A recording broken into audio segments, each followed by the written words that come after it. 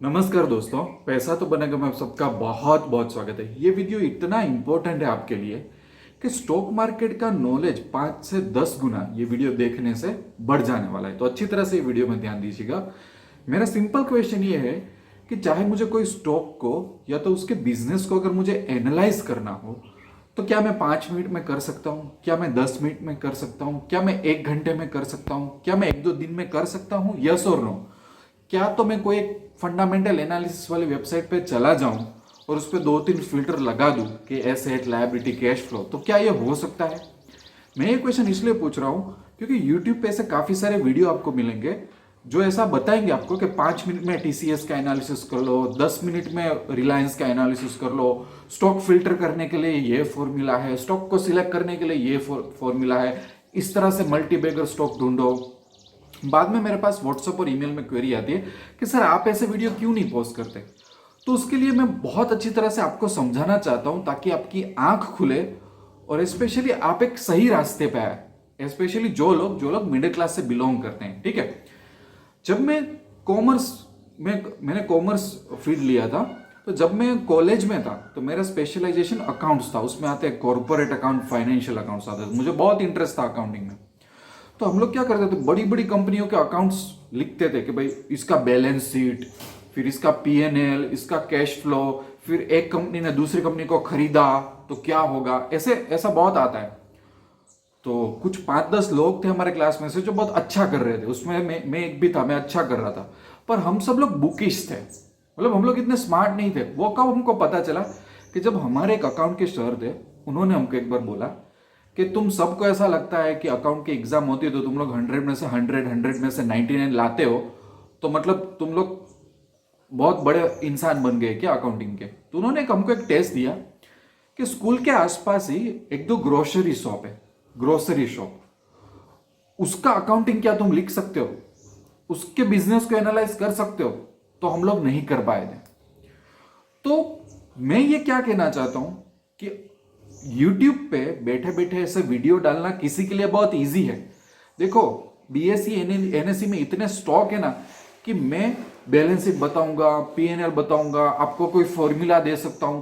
कोई कभी नहीं है, दुनिया का कोई भी बंदा ऐसे वीडियो बना सकता है।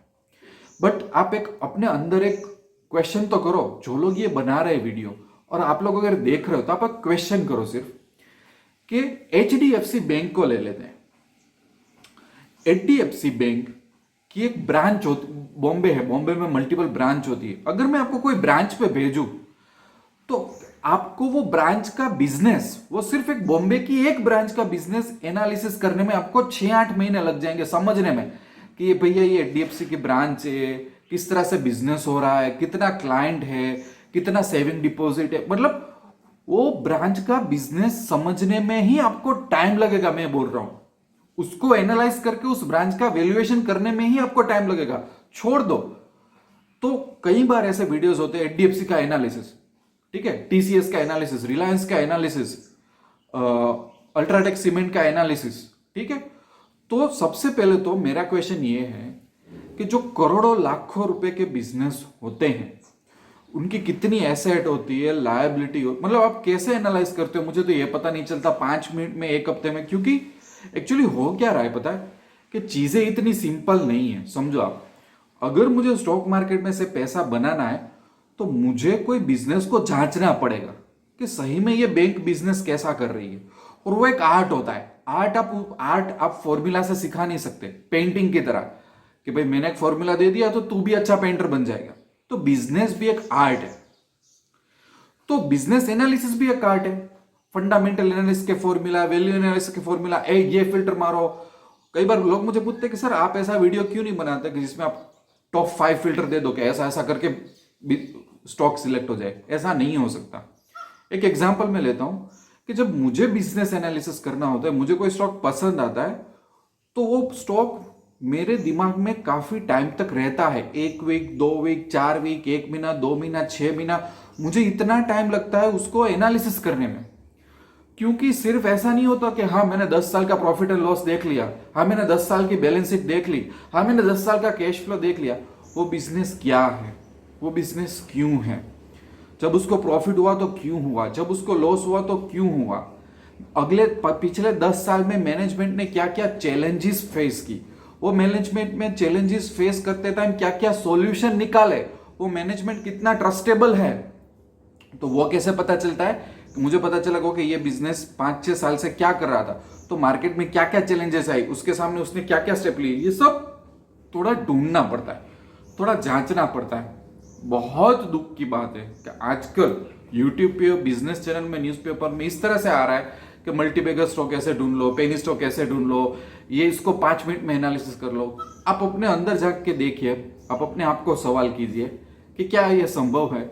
मैं एक और एग्जांपल देता हूं, जैसे रिलायंस। तो रिलायंस मेरे लिए, पर्सनली मेरे लिए हमेशा बहुत कॉम्प्लेक्स बिजनेस रहा है अंडरस्टैंड करने के लिए।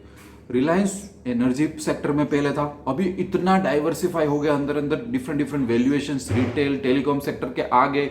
इससे पहले भी हमेशा मुझे ऑयल एंड गैस जो सेक्टर है, एनर्जी सेक्टर है, उसको एनालाइज करने मुझे बहुत प्रॉब्लम आता था, क्योंकि वो एकदम कॉम्प्लेक्स बिजनेस है उसको समझने का। ठीक है, तो जब भी कोई स्टॉक को मुझे जानना होता है तो उसके पीछे का बिजनेस समझो, फिर मैं क्वेश्चन करता हूं कि उसका बिजनेस मॉडल क्या है, मतलब वो रेवेन्यू कैसे ले आता है, और अलग अलग कंडीशन के अगर ये सही में रेवेन्यू हर एक सीजन, हर एक साल ला पाता है कि नहीं पाता है, कहां पे लॉस हुआ तो क्या रीजन था। जितना जरूरी है जानना प्रॉफिट को, उतना ही जरूरी है लॉस को, और लॉस को वो लोग कैसे रिकवर करते हैं। तो एक मुझे ऐसा लगता है कि एक बिजनेस को जानना एक बहुत ही जजमेंटल प्रोसेस है, जिसका कोई फिक्स फॉर्मूला नहीं होना चाहिए कि पी रेशियो ऐसा है, कैश फ्लो मैंने एक्सेल में निकाल के ये डिस्कस कर लिया, ऐसा ऐसा हो गया। मुझे आजकल 99% नॉलेज फेक ही मिल रहा है, और या तो रेडीमेड ऐसे चिपका दो कि एक ऐप डाउनलोड कर लो, अलग अलग फिल्टर मान लो, हाँ बस ये हाई ग्रोथ बिजनेस आ गए, ये अंडर वैल्यूड बिजनेस आ गए। ऐसा under valued, over valued, P ratio, multibagger, ये पता नहीं कहां से इतना रटा रटाया ज्ञान आ गया। हालांकि अगेन बिजनेस एक आर्ट है और बहुत ही एक जजमेंटल वाली प्रोसेस है कि जिसमें आपको ध्यान देना पड़ता है कि इसका बिजनेस मॉडल क्या है, उसको जांचो, टाइम लो उसको समझने में कि बिजनेस मॉडल क्या है, कैसे भी रेवेन्यू कमाता है, इसकी ऑपरेशन एफिशिएंसी कैसी है, कि रेवेन्यू कमाने के बाद वो पैसा वो लोग कैसे यूज करते, समझ रहे हो। फिर आता है कि भाई उसका मैनेजमेंट कैसा है, वो भी एक बहुत ही जजमेंटल क्वेश्चन हो गया, उसमें भी टाइम लगता है समझने में कि सही में इसका कैसा है, इसका और इसकी स्केलेबिलिटी, मतलब उसकी ग्रोथ प्रोस्पेक्ट कैसे है। तो लोग क्या करते हैं पता है, एचडीएफसी के बारे में एक वीडियो डाल देंगे, एक टीसीएस के बारे में, एक रिलायंस बारे में डाल देंगे, फिर एक एसबीआई के बारे में डाल देंगे, फिर एक एचडीएफसी इंश्योरेंस के बारे में डाल देंगे। मुझे ये समझ में नहीं आ रहा है कि इतनी एक्सपर्टाइज कैसे हो सकती है। समझो आप कि सबसे पहले तो आपको बैंकिंग सेक्टर समझ में आना चाहिए कि बैंकिंग सेक्टर क्या है, उसकी चैलेंजेस क्या है और उसके इंपैक्ट क्या होते हैं, तब जाके आप कोई बैंक को एनालाइज कर सकते हो। फिर आईटी इंडस्ट्री समझ में आनी चाहिए, आईटी इंडस्ट्री में क्या होता है वो समझ में आना चाहिए, बाद में तुम आईटी के कोई बिजनेस की बात करोगे। तो मैं यहां पे देख रहा हूं कि पर्टिकुलर चैनल्स या तो बिजनेस चैनल्स या तो मतलब हर एक केमिकल वाले स्टॉक में भी लोग, केमिकल और फर्टिलाइजर वाले स्टॉक में भी एक्सपर्टाइज रखते हैं और बैंकिंग स्टॉक में भी, और 10-10 मिनट में, 15-15 मिनट में, आधा-आधा घंटे में एनालिसिस कंक्लूड करके लोग बोलते हैं हाँ हाँ वाह वाह वाह वाह।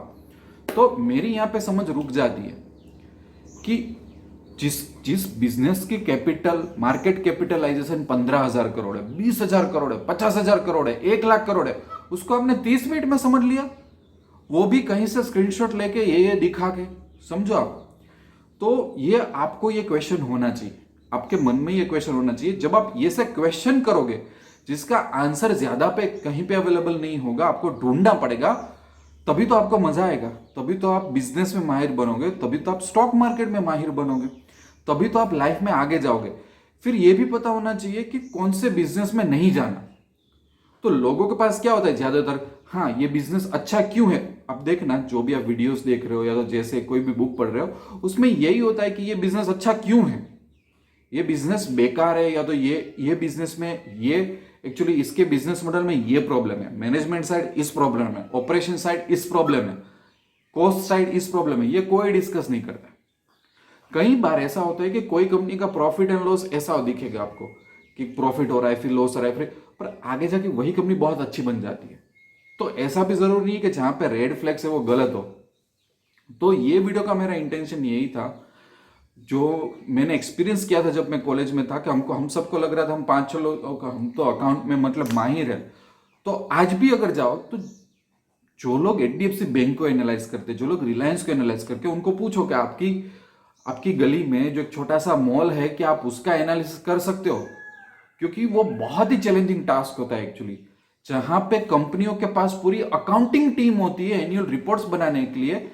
तो यहाँ पे एक बंदा थोड़े स्क्रीनशॉट डाल के एनालिसिस कर लेगा। तो इस तरह से नहीं होता, आप समझो। आपको कोई भी बिजनेस के पीछे टाइम लेना पड़ता है, एक दिन एक वीक भी कई बार काफी नहीं होता है उसको समझने के लिए, और समझने के बाद उसमें इन्वेस्ट करे या ना करे उसमें भी थोड़ा अलग टाइम लगता है। समझ रहे हो मैं आपको क्या कहना चाहता हूं? तो बस अभी 10 मिनट के आसपास हो गए, मैं इसको लंबा नहीं खींचना चाहता क्योंकि काफी लोगों को बोरिंग लगेगा। मुझे जो कहना है शायद आपको समझ में आ गया होगा। मेरा एक प्रोग्राम है वन स्टॉक करोड़पति प्रोग्राम, वो आप सब्सक्राइब कर सकते हो। मैं हर महीने एक स्टॉक डिस्कस करता हूँ, और वो स्टॉक मेरे पास काफी टाइम से पड़ा होता है। जब मुझे ऐसा लगता है कि नहीं, इसमें मेरे हर एक पैरामीटर क्लिक हो रहे हैं, तभी मैं उस स्टॉक का एक बिजनेस डिस्कशन करता हूँ, बिजनेस माइंड से, जहां पे कोई फैक्ट और फिगर की बात नहीं होती। और बहुत ही अच्छा लक है कि आज तक का उसका परफॉर्मेंस बहुत ही अच्छा रहा है। मैंने लाइव वीडियो भी एक पोस्ट किया था उसके परफॉर्मेंस का, वो प्रोग्राम भी आप जोड़ सकते हो। स्टॉक मार्केट रिलेटेड कोई टेक्निकल क्वेश्चन है तो मुझे आप ईमेल या व्हाट्सएप भी कर सकते हो। बाकी एंड्रॉइड ऐप भी डाउनलोड कर लेना, 1 के 1.5 लाख रुपए के कोर्सेज फ्री दिए हुए हैं, और बाकी काफी सारे कोर्सेज पड़े हुए हैं। तो चलिए दोस्तों, यहीं पे वीडियो एंड करता हूँ। चैनल को सब्सक्राइब कर देना। मिलते हैं दूसरे वीडियो में। तब तक के लिए wish you lots of love and happiness. Thank you very much.